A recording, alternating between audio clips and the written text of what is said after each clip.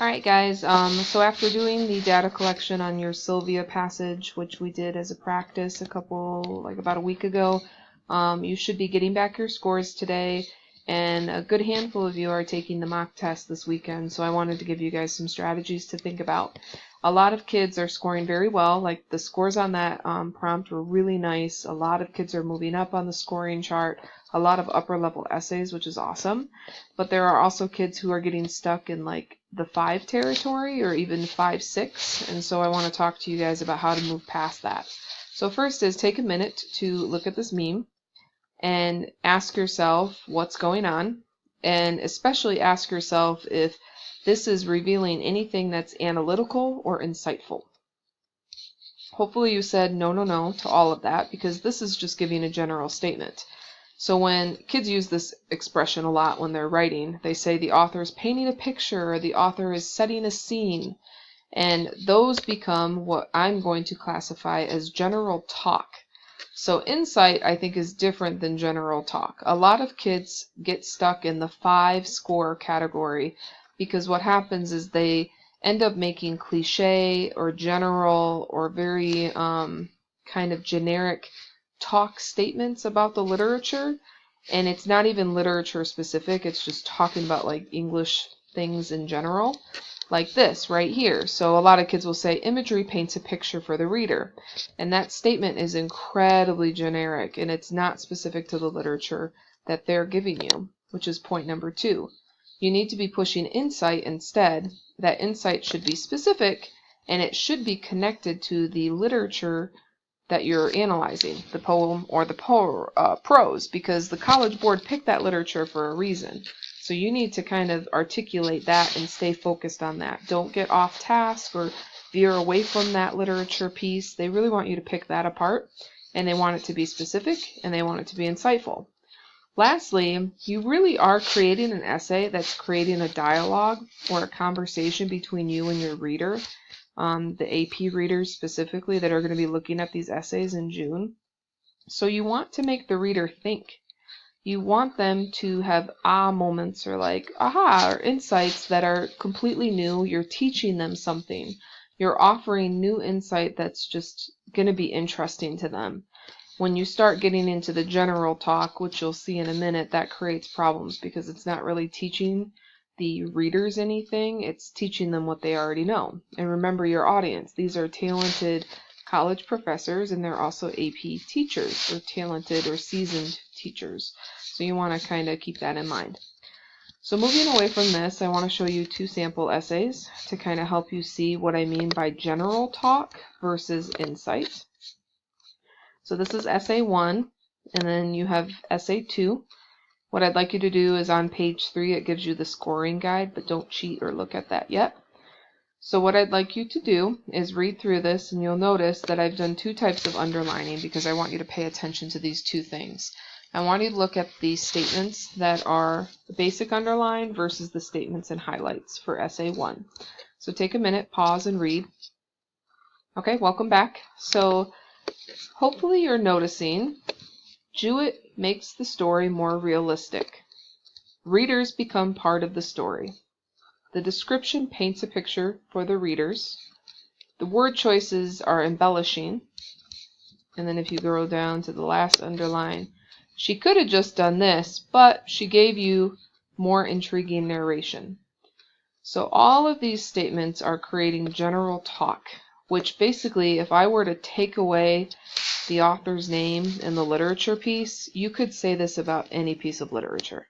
You could say this about the Hunger Games. You could say this about Cuckoo's Nest. You could say that all authors want realistic stories. All authors want readers to become part of the story. All authors paint pictures with imagery.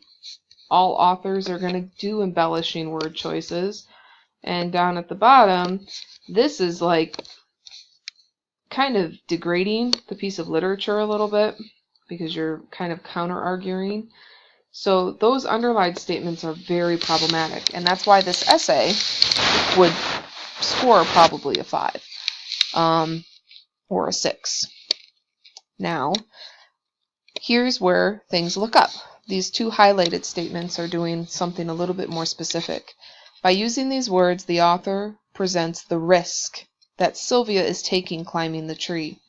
And then the author accentuates the struggle Sylvia endured on her adventure, as well as a victory. These are specific. These are aha. These are taking the literary devices and connecting them to specifics and insight that's relevant to just this piece of literature. This is special for Sylvia and this character in this narration. It's not general. It's not just talking about kind of basic vocab or basic literary devices in general. It's specific. Because of these two chunks, the reader, or the writer rather, who wrote this, I would grade it a 6. I think it's a 5. If these two highlighted sentences weren't here, it would probably be more of a 5. So in a minute, we will look at the score, which is down here. It is a 6. It's a 6 because it fulfills the prompt and it shows style. There are some writing aspects of this that are actually relatively strong, like the writer does have some talent. They do bring insight in the second paragraph. What's holding it down is those cliche statements. So, like I said, it was at a 5, but those shining moments towards the end brought it to a 6. So now here's the second essay. So this is a little bit different. You should have underlined and maybe highlighted chunks. And there's one right here that I missed. What I'd like you to do is read the essay, but also read that highlighted stuff and ask yourself, is it cliche or is it being unique, specific, and insightful? So read and then come back. All right? Hopefully you are seeing the difference between the cliche statements from Essay 1 and the specific, unique, and interesting statements made here. Like this thing right here where they're comparing the tree to a father figure, that's very insightful. Like I didn't think about that, and I've done this essay multiple times.